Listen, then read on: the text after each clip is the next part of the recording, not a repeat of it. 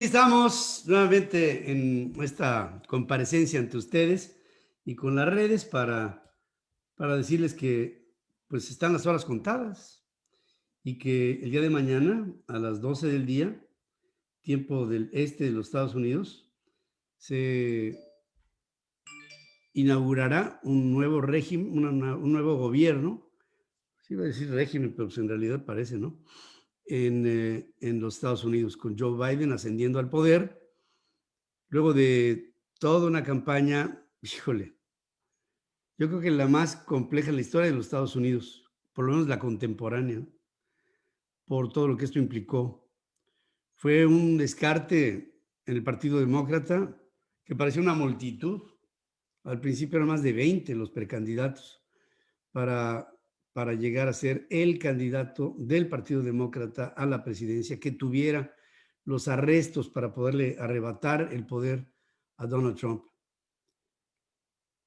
Yo pensé desde el principio, así se los hice saber, para mi gusto, Joe Biden era el candidato más pesado, más experimentado, con la mayor seniority, porque pues, tenía un bagaje tremendamente extenso.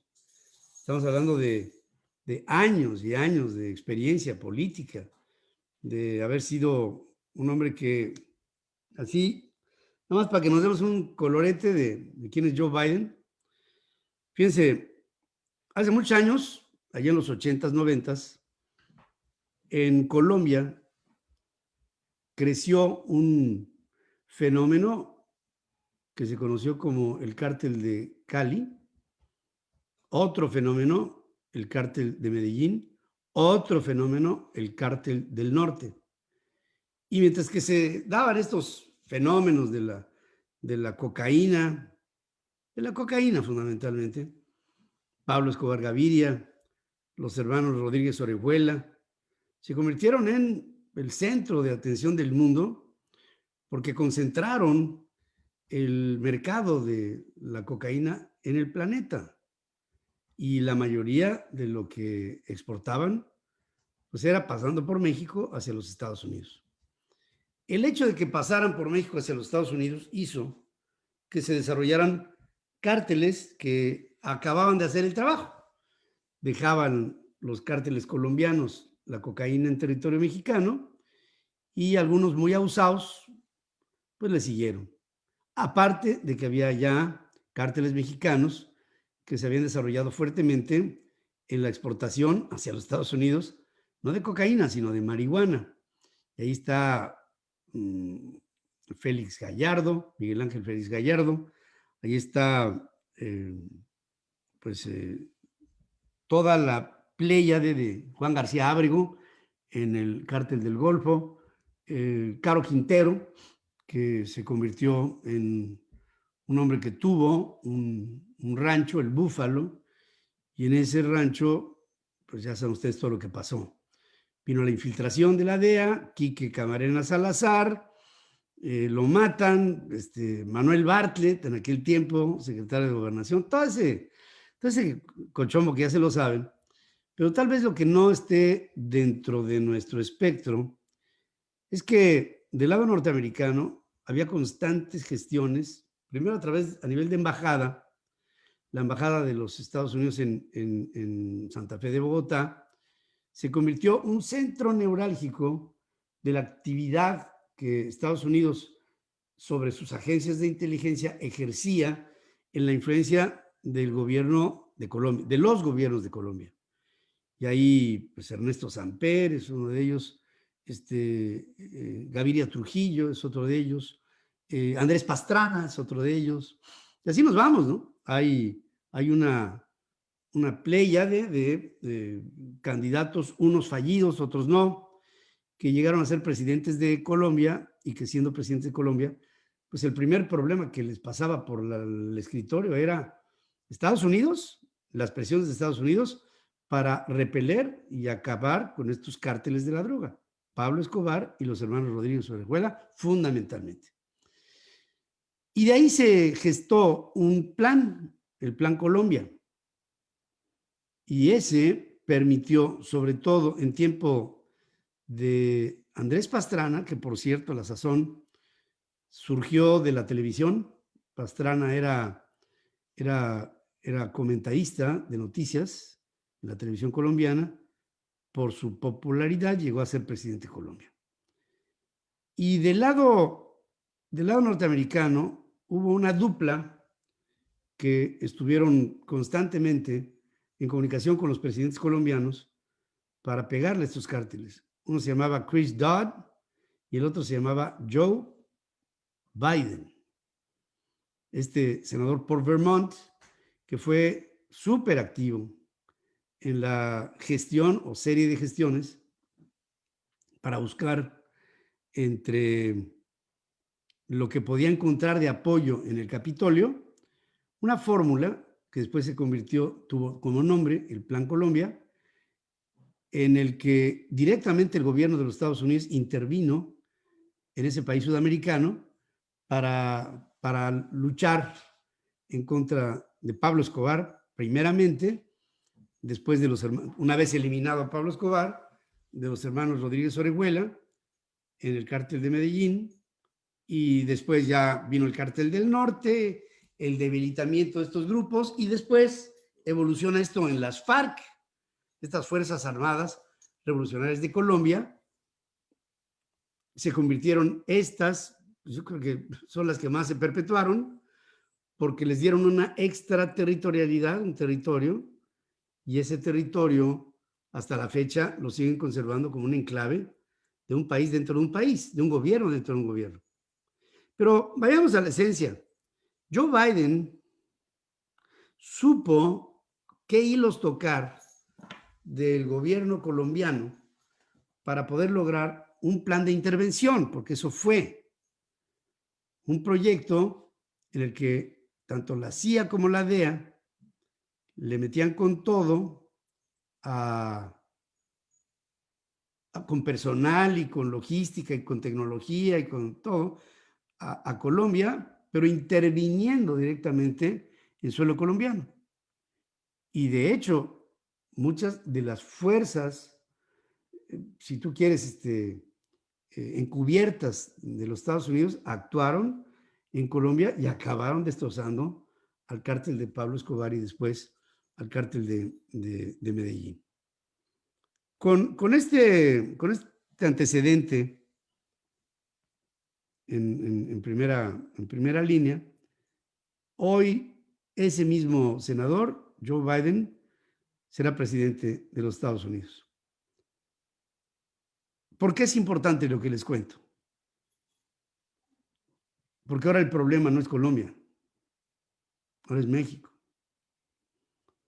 Y yo estoy absolutamente convencido que en el esquema de priorizar las principales acechanzas que Estados Unidos tiene para su seguridad nacional, curiosamente estarían los grupos extremistas supremacistas blancos como terrorismo doméstico y los grupos consolidados del narcotráfico mexicano, por su influencia, sus recursos económicos, su poder de fuego, su poder corruptor y su enorme entramado que es de miles de personas que actúan bajo la sombra de la presunta protección que pudieran estos grupos y estos cárteles en México de haber logrado de gobiernos de la República, tanto del nivel federal como del nivel estatal y como de los niveles municipales. Es importante que los cárteles de la droga mexicanos se ganen el poder de los municipios, porque por ahí circulan. Es importante que se ganen el poder de los estados, porque por ahí se puede proteger aquello que circulan en los municipios. Y es fundamental para los grupos de los cárteles de la droga mexicanos el tener la protección federal. No nos debe de espantar que la ha habido. Yo estoy absolutamente convencido de que en el pasado, digamos, José López Portillo con el general Juan Arévalo Gardoqui, Por supuesto que estaban involucrados en el tema del narcotráfico. Estoy hablando de un exsecretario de la Defensa Nacional. Yo estoy absolutamente convencido de que Manuel Bartlett, cuando fue secretario de Gobernación de Miguel de la Madrid, por supuesto que sabía de este movimiento. Y no fue por casualidad todo lo que sucedió con Manuel Buendía, con José Luis Mejía, con el mismo Juan Bustillos, con Arturo Zorrilla y con todos estos personajes de esas épocas, con el general, con el capitán Fernando Gutiérrez Barrios, y con todos aquellos eh, integrantes del poder que tenían un poder sobre el poder del narcotráfico. Hasta la fecha. Y no nos debe de espantar. Bueno, sí me espanta que lo haga tan a cielo abierto el presidente que teniendo a Ovidio Guzmán en sus manos, lo deja ir y me pregunto, ¿y qué? ¿Y dónde está? Se reportó hace unas cuantas horas la muerte del hijo de Juan José Esparragosa, el azul, y llegó tan campante, bueno, no tan campante porque yo enfermo, llegó a un hospital de Culiacán, se registró con otro nombre, murió y después resultó que era hijo de uno de los narcotraficantes más seguidos, más perseguidos de la historia de México, Juan José Esparragosa, el azul, que por ahí yo tengo una anécdota con él, que algún día se las conté. Pero el hoy, el aquí y el ahora, ¿qué es lo que creo que puede pasar? Yo estoy absolutamente convencido que quedó una herida muy abierta con el general Cienfuegos. Se detiene a un general por una serie de investigaciones de la DEA. El gobierno mexicano se queja de que no fue advertido del asunto. Se traban explicaciones. Se acuerda un regreso del general Cienfuegos a México bajo la condición de que aquí en México se le juzgara, y el resultado es que se le toma, o sea, se recibe en México, se desestima una posible investigación, se aparenta que hubo una argumentación en la Fiscalía General de la República con Alejandro Gertz Manero, y el presidente, para variar, riega la sopa, el presidente mexicano riega la sopa y dice que fue inconsistente la investigación de la DEA, que luego cuando vienen del exterior las investigaciones parece que son las buenas, y aparte remata el líder del Senado en Morena, el señor Ricardo Monreal, que es una desgracia, y dice, la investigación de la DEA fue una investigación de paja. El gobierno de los Estados Unidos dice, espérame tantito, nos reservamos el derecho de seguir investigando a ese señor y a otros que derivaron en las investigaciones que lograron. Ahí está Miguel Ángel Osorio Chong, ahí está Erubiel Ávila, y ahí está un ex jefe de zona militar en Nuevo León, de altos vuelos, y ahí pudieran estar otros, porque dentro de los subalternos que tenía el general Cienfuegos, uno de los más importantes en su línea de mando es el actual secretario Sandoval. Con esto pendiente, no me causaría ninguna extrañeza pensar que el gobierno mexicano opera con el narcotráfico. El poder económico del narcotráfico es tremendamente grande y la capacidad de maniobra que le da a un gobierno el tener una tubería de dinero conectada con el narcotráfico te da un poder infinito, enorme, inconmensurable.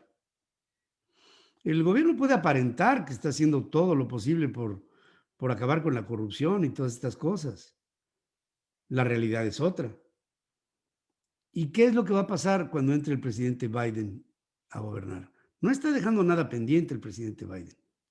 Está sacando un programa para los migrantes que han llegado a Estados Unidos bajo la esperanza de hacer el sueño americano, que pudiera darle titularidad y nacionalidad a 11 millones de personas, muchos de ellos, si no es que la mayoría, mexicanos. ¿Ustedes creen que va a haber de soslayo los problemas con México?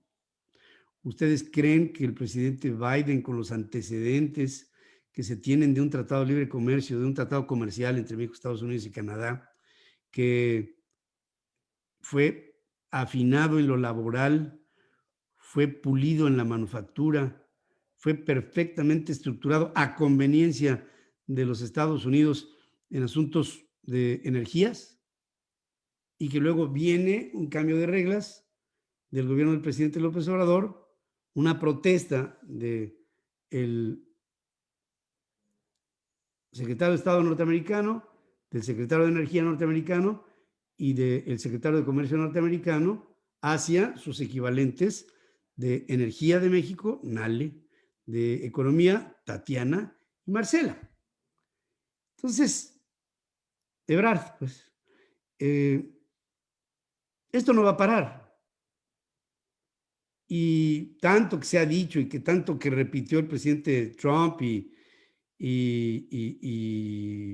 todo el Partido Republicano en conjunto, que Joe Biden es un hombre de izquierda y que el socialismo y que la manga del muerto, Joe Biden llega a gobernar un país capitalista que tiene la obligación de defender a la libre empresa norteamericana que invierte, y mucho de lo que invierte en México lo invierte con capitales de dinero de pagadores de impuestos de los Estados Unidos. En el Exim Bank, el Banco de Exportaciones e Importaciones de los Estados Unidos, en un banco que tiene Estados Unidos desarrollado para las fronteras con Canadá y con México, en instancias de mecanismos de financiamiento y fondeo para proyectos en el exterior que impulsa el gobierno de los Estados Unidos y que después de cientos, miles de millones de dólares invertidos en México, vienen estos desacuerdos. Desacuerdos en el tema estratégico de la delincuencia organizada, desacuerdos comerciales, desacuerdos políticos, desavenencias sociales y un presidente mexicano cada vez más lejano de Washington y más cercano a Pekín y más cercano a Moscú y más cercano a Venezuela y más cercano a estas tentaciones del canto de las sirenas del socialismo bolivariano del siglo XXI. Ahora Grupo Puebla. El panorama no puede ser más claro. Yo lo veo clarísimo. Y me encanta que sea así.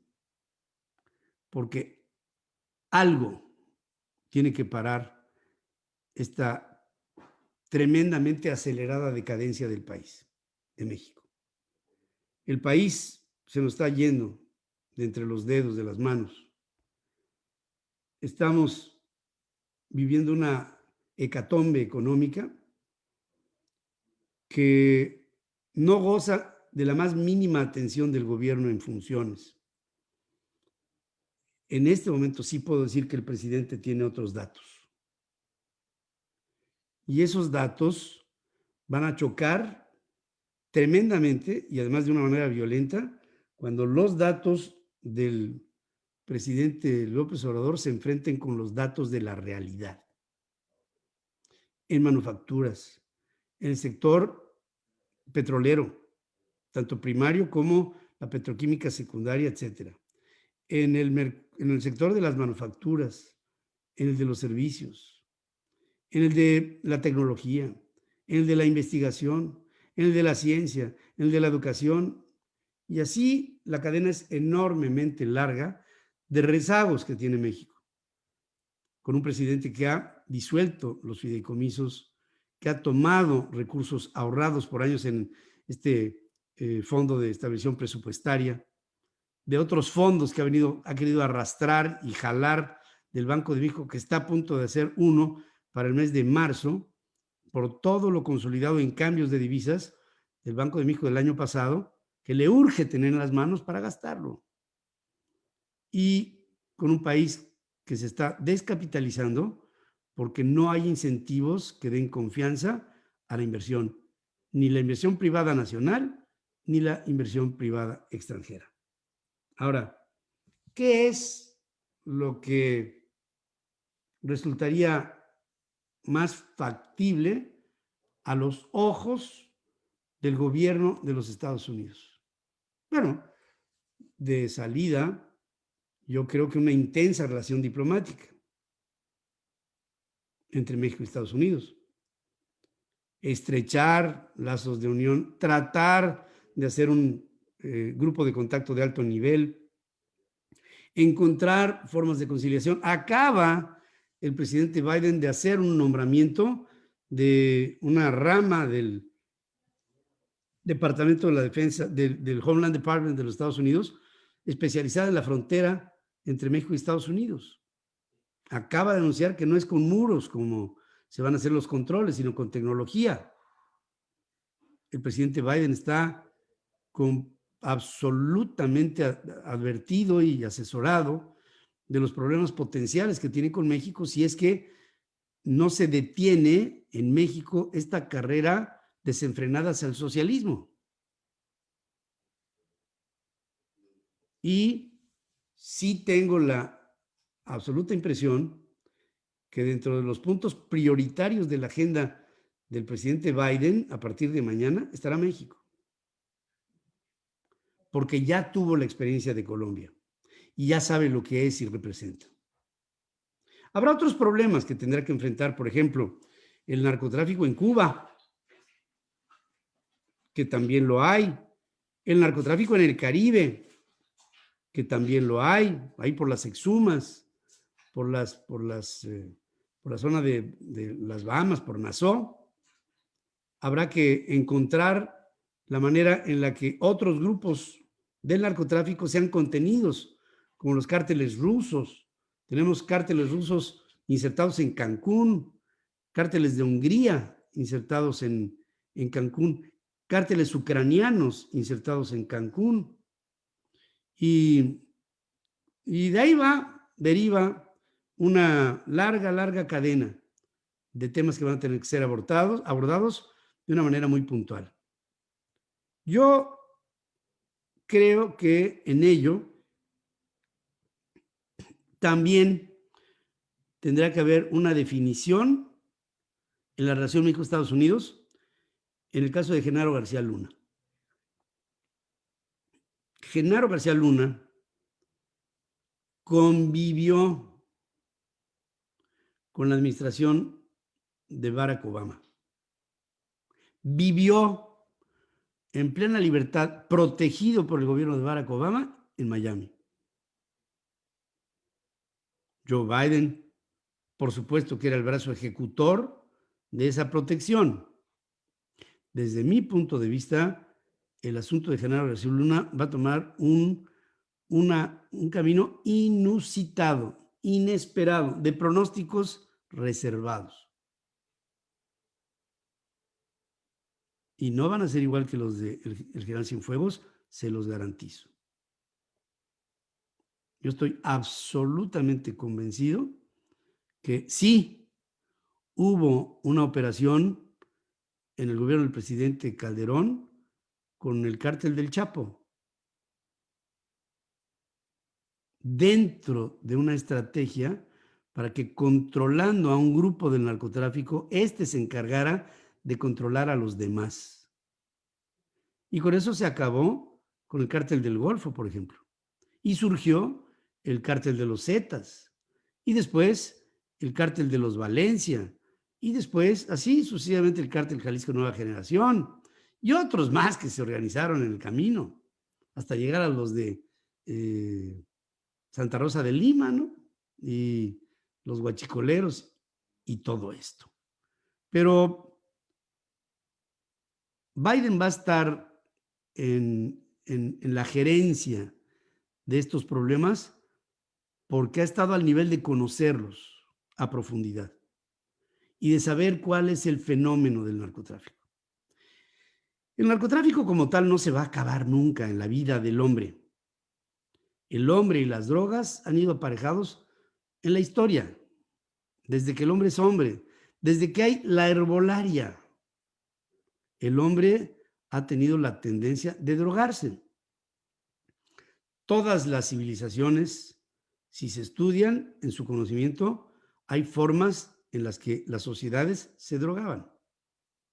Se drogaron desde principios del Cuaternario hasta la fecha. No es un fenómeno que tengamos que ver con naturalidad, pero es un fenómeno que tenemos que ver con la permisividad suficiente como para entenderlo. Porque cuando tú atacas un fenómeno con una idea intransigente, no vas a llegar nunca a un buen puerto. Tienes que buscar puntos de negociación y de posibilidad con la negociación de llegar a puntos de inflexión. Si no negocias, entonces no cambias el rumbo, y si no cambias el rumbo, no hay puntos de inflexión, punto. No hay más. Y este hombre le sabe y le sabe bien. Yo creo, queridos amigos, que mañana empieza una época diferente absolutamente de la relación entre México y Estados Unidos. Ustedes me preguntan, ¿a quién le va a ir bien? ¿A México o a Estados Unidos? Yo quiero que le vaya bien a México y a Estados Unidos. Pero para que le vaya bien a los dos, alguien le tiene que ir mal. Y para mí, al que le va a ir mal va a ser Andrés Manuel López Obrador.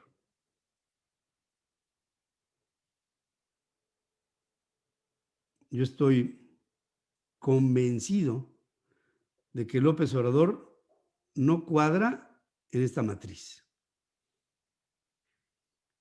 Una de dos, o se alinea o se alinea.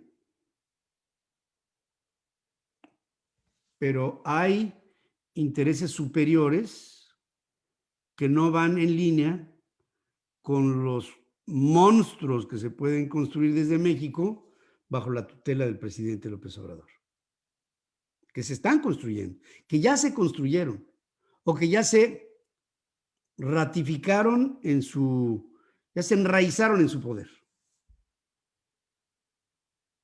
Y si alguien debiera estar ahora preocupado, son los capos de estos cárteles mexicanos que bajo la tutela de los gobiernos mexicanos operan y que ahora probablemente, como un escenario, pudiéramos, como en los 80s, 90s hubo el Plan Colombia, pudiera México tener un Plan México.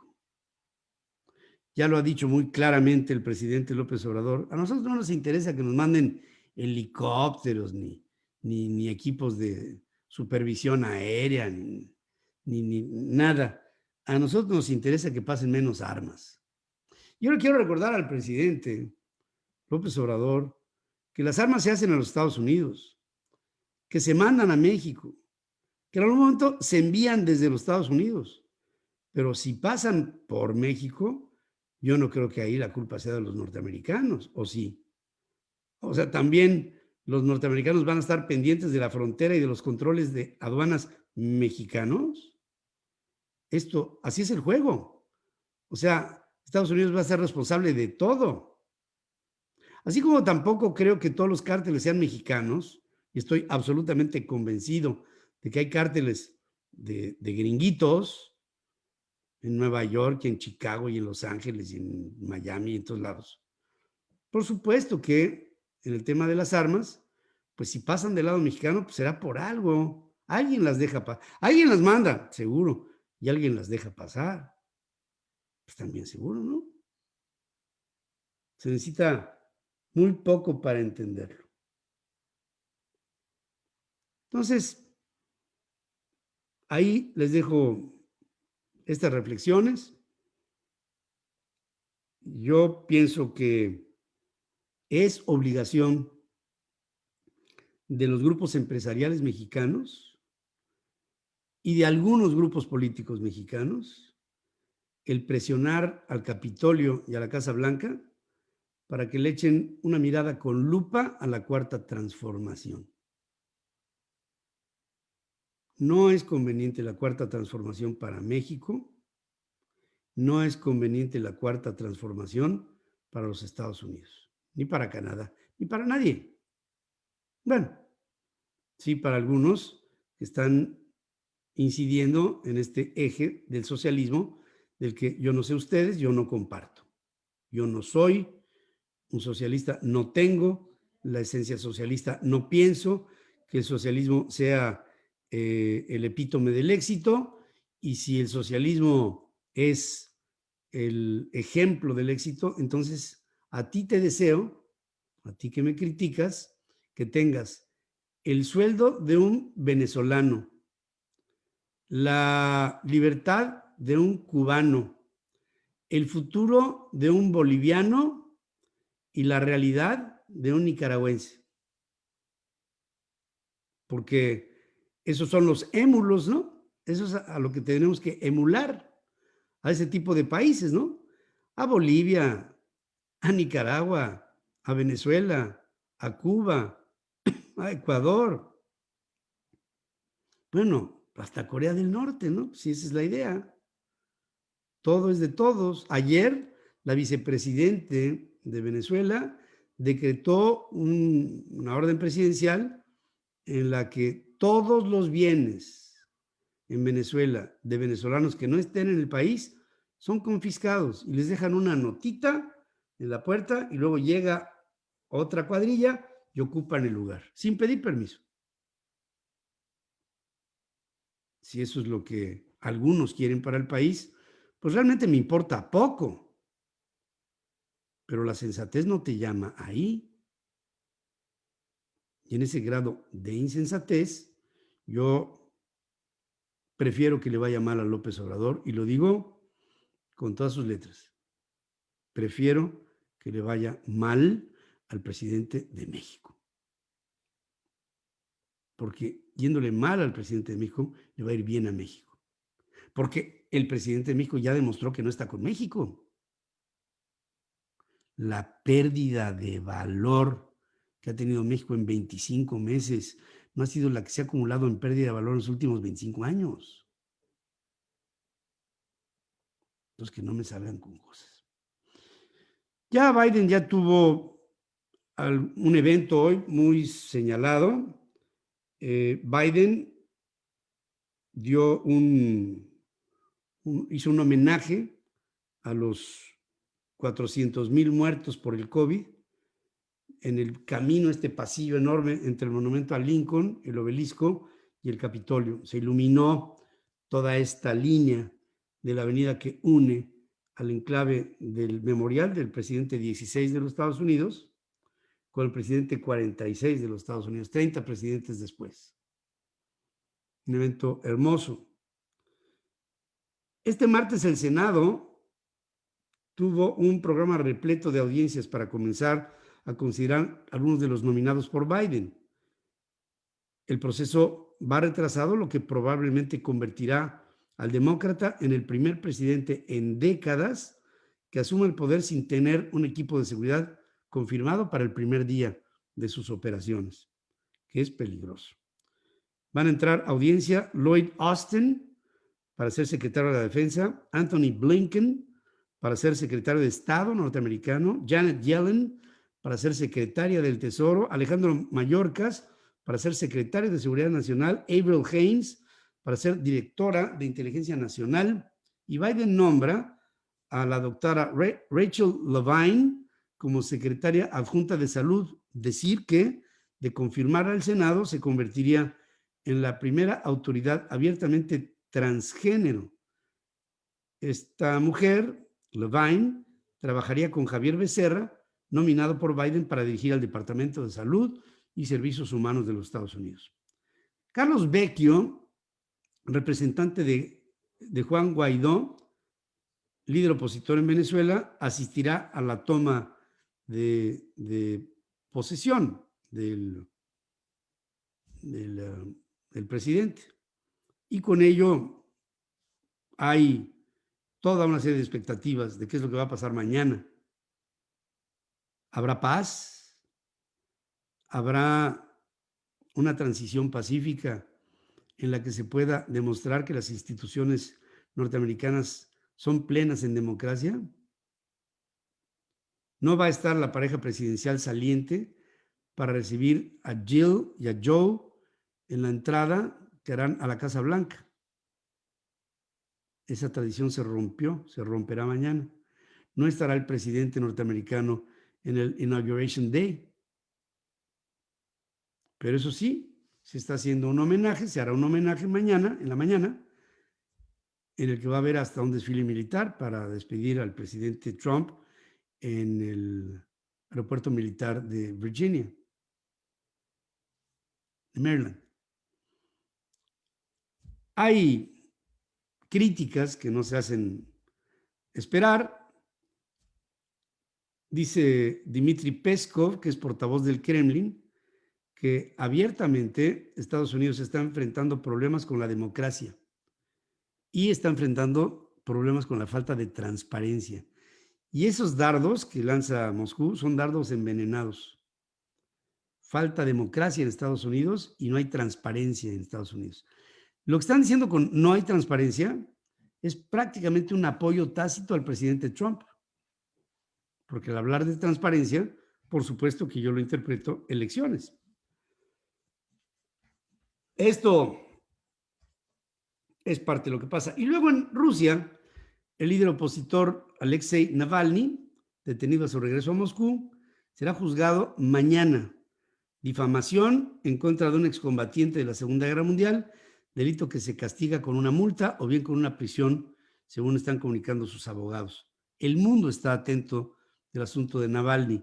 La Unión Europea, Josep Borrell, que es el alto representante de la Unión Europea en política exterior, se pronuncia a favor de aprobar nuevas sanciones en contra de Rusia en el dado caso de que Alexei Navalny sea juzgado y castigado por las autoridades rusas.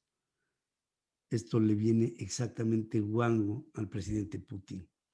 La Comisión Europea pidió a los gobiernos miembros que aceleren sus planes de vacunación para lograr que el 80% de las personas de más de 80 años y el personal sanitario esté inmunizado en contra del COVID a más tardar para marzo. El Servicio Federal para la Supervisión y Protección de los Derechos del Consumidor y del Bienestar Humano en Rusia aseveran que la segunda vacuna del país en contra del COVID, la Epivac Corona, tiene una efectividad del 100%. Aquí la bronca no es la efectividad, sino que no se están haciendo a tiempo.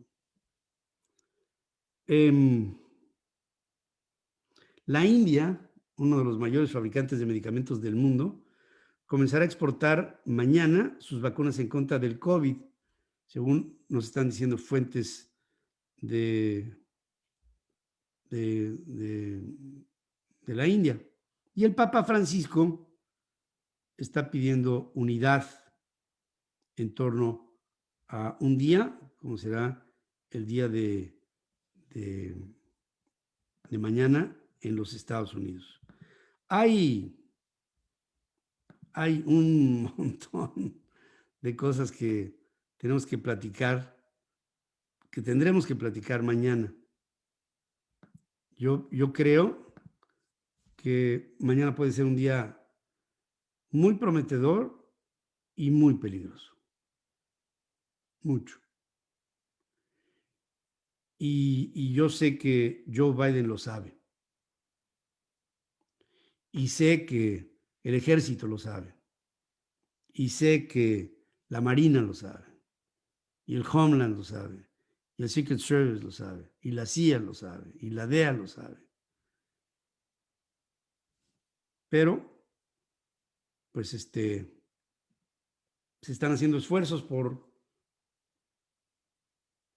equilibrar las aguas de demócratas y republicanos para que vayan en un mismo sentido. Se me hizo muy significativa la declaración del líder del Senado, Mitch McConnell, republicano, uno de los hombres colaboradores más cercanos de Trump.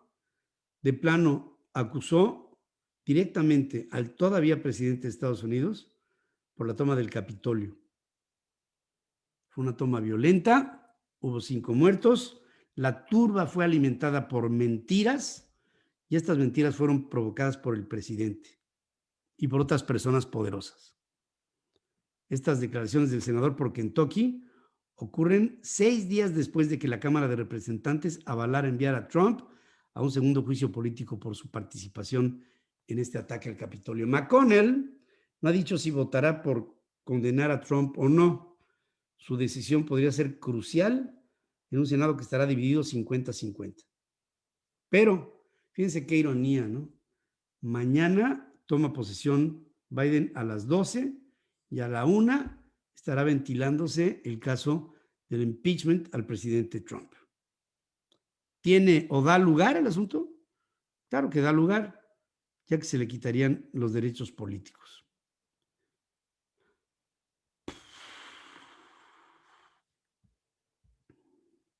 Hay cosas que tendremos que ver a lo largo de la jornada mañana. Mucho está en torno al drama de la vacunación en México, que es un desfiguro total. Mucho está ligado con los problemas políticos que todos los días el presidente de la República propone en sus mañaneras. Y yo me quedo con yo soy comunicador y tengo que tener la boca abierta, ¿no? Pero decía mi padre, en boca cerrada no entran moscas. Y yo veo que al presidente López Obrador, entre muchas de las cosas que carece, hay una que le sobra y es la boca abierta. Y, y pienso que calladito se vería mucho más bonito. El presidente, cada vez que habla, la riega. Y lo más grave de todo este asunto, lo más grave para mí, es que el presidente tiene una diarrea verbal incontinente y además no mide las consecuencias porque no se da cuenta que sus palabras las emite no un candidato rebelde a la presidencia de México, las emite un presidente mexicano. Y a mí verdaderamente me da vergüenza. Me da vergüenza por mi bandera, me da vergüenza por mi himno, me da por mi identidad de mexicano y por la tuya también. Y no quisiera que esto siguiera. Esto tiene que acabar. Y ustedes se preguntarán, en las últimas semanas ha estado muy tranquilo, sin ningún tipo de movimiento social que encabezar. En las guerras hay momentos de paz, de reflexión, de realineamiento y de ataque. El fin de la era Trump trae para el presidente López Obrador un clarísimo debilitamiento, por lo que no se pierdan el siguiente capítulo de la guerra en contra de Andrés Manuel López Obrador, por una razón muy sencilla. Nunca pensé tener que decir esto, pero abiertamente les puedo decir, yo como comunicador estoy totalmente en contra del presidente de mi país. Y la causa es muy sencilla. Estoy en contra de él porque el presidente de mi país está en contra de México. Y si atentas en contra de México, atentas en contra de la dignidad de los mexicanos que somos dignos. Hay muchos que callan y callan porque pierden en sus intereses con el poder. Me ha tocado mucho de eso. Yo he perdido mucho por atacar gobiernos, pero lo más triste que podría yo perder sería yo la dignidad de un hombre que todos los días se enfrenta a una cámara para que lo veas. Y no estoy dispuesto a tal bajeza, alineándome a un presidente en el que no solamente no creo, sino que abiertamente detesto, porque juega con las vidas de los mexicanos, porque juega con la voluntad de los mexicanos, porque juega con el futuro de los mexicanos, porque juega con el trabajo y el bienestar de los mexicanos, porque juega con México. Y con México no se juega. Quiero decirles que esta es la última tarde que transmito este programa esta intervención con ustedes en nuestro programa. En los próximos 15 días estaré de vacaciones, los voy a dejar también descansar. Y hay gente que me decía hoy, oye, ¿cómo te vas de vacaciones y mañana está esto, ¿no? Del cambio de poderes en Estados Unidos? Para un periodista, irse de vacaciones es un problema. Es casi como un médico, ¿no? Te vas de vacaciones como médico y sale un apéndice por ahí, sale unas anginas por otro lado y un riñón, quién sabe qué. Siempre hay problemas. Y nunca es un buen momento para irse de vacaciones, para un médico. Un periodista es igual. Un periodista se va y el mundo sigue. Y por supuesto que hay noticias. Nada más que pues hay que descansar. Mañana haré, Dios mediante, el programa de Central FM Equilibrio en la primera emisión y después guardaré un silencio por los próximos 15 días. Espero que disfruten mi ausencia, sobre todo a los que pues les pagan para atacarme. Pues también les digo que ya van a estar de vacaciones ustedes también. A lo mejor les asignan a otro enemigo. No sé, espero que sea más o menos de mi vuelo, porque si no, pues se van a aburrir. Si no, ¿quién se va a burlar de ustedes? Bueno, gracias por estar conmigo y que les vaya muy bien.